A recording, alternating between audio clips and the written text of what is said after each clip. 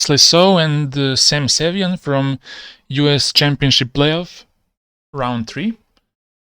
In this game, Samuel Sevian needed a win with black against Wesley So, which is a very tough task to achieve.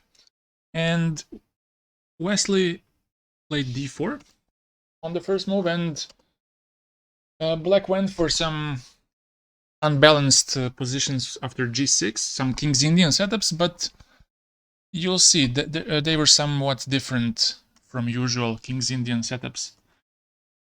Wesley went with this very solid structure, solid setup, and Sevian went with knight d7.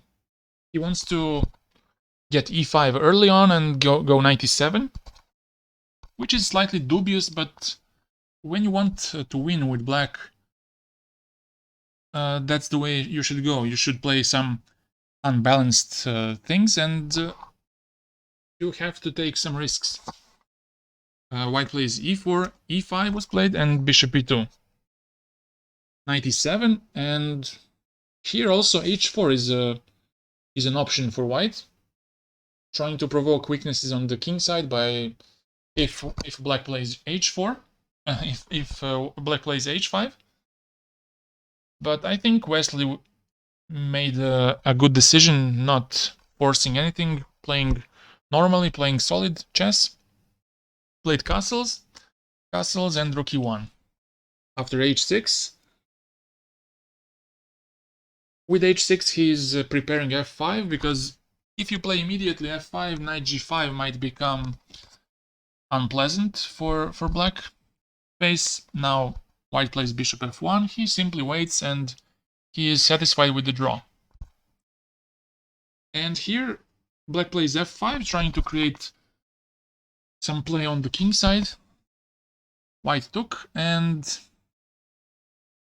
d was played. If black plays knight e5, then white can capture, and bishop e5 is not possible because that would simply lose a pawn.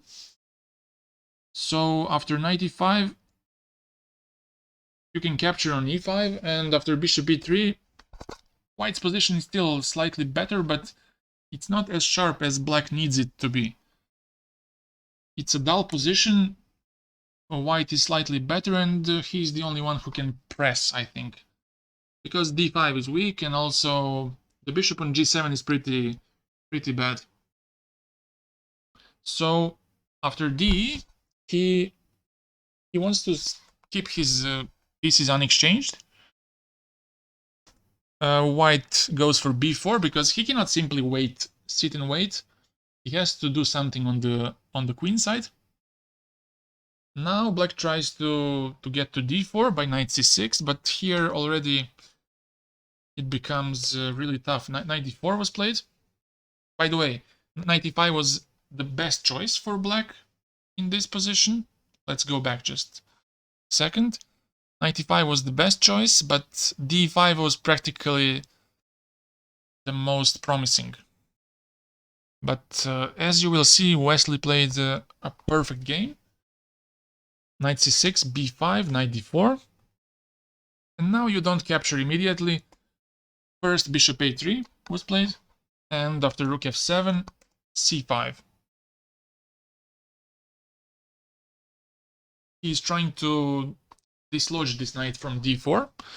After fe, first he captured on d4, because if knight e4, then black at least has something to hope for after knight f3, and as white, you don't want to generate such weaknesses which would give black some hope. But even this looks like black doesn't have much to play for. Even though the structure on the king side was shattered, still white has better chances. But Wesley chose the best move, knight d4, and after ed, bishop c4. That's the point of the whole trade. Bishop c4, and now knight e5. Black is forced to give the exchange to white, because if he takes on c3, then Wesley takes on f7, and if he captures back, queen d5 is very strong. And if king f8, then he has c6. The bishop gets into the play, and after a move like king e8, this is going to be a checkmate very soon. And after queen d5 check, if he goes to f6, then rook takes e4 is devastating because the king is very exposed, and black doesn't have means to defend this position. Knight is stuck because the queen is undefended. They're pinned. Also, queen e6 is a big threat. Rook e6 also. So that would be a lost position. Also, after knight e5, after bishop c4, black is simply lost. He went for knight e5, trying to prolong the game, but now bishop f7 was played, knight f7, and now knight e4. And now white's plan is to exchange somehow dark square bishops by provoking the d4 pawn. And how do you provoke a pawn to move? You attack it. So black plays bishop e6, bishop goes back to b2, trying to set up some attack with queen d2 or queen d2, rook d1. Bishop c4 was played, but now he has to defend. a6, and now knight d2. Knight d2 going for f3 and attacking this pawn. ab, and now rook a1, bishop takes, and black manages to get his pawn b5, but now white gets to do his thing. He goes to f3 and forces the exchange of bishops, because otherwise d4 pawn is going to hang. So d3 was played, takes, and now queen a1.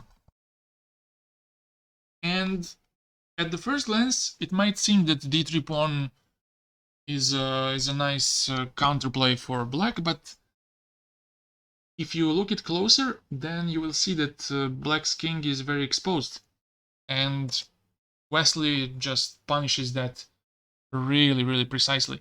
He goes to d4, and now he heads towards e6. Bishop c4 to stop knight e6. Now queen c3.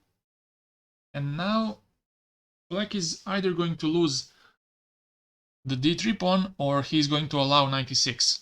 For example, if queen d5 happens, then knight e6 is very strong, with queen g7 threat.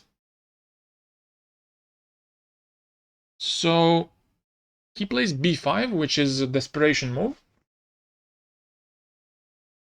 And white simply took knight d6 to defend the bishop, but now knight c6 goes, and after queen g5, b7 was played, trying to deflect the knight.